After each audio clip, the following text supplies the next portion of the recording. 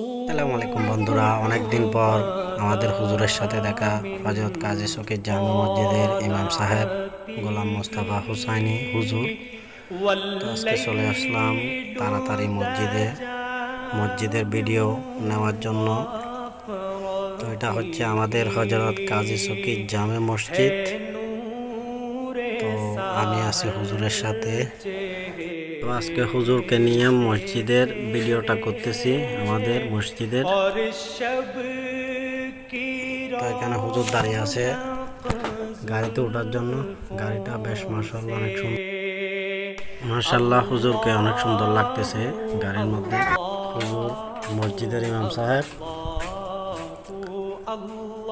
তো আজকে জুমার দিনে অনেক দূর দূরান্ত থেকে মানুষ চলে আসবে নামাজ আদায় করার জন্য আমাদের হযরত কাজী শকীর জামে মসজিদে।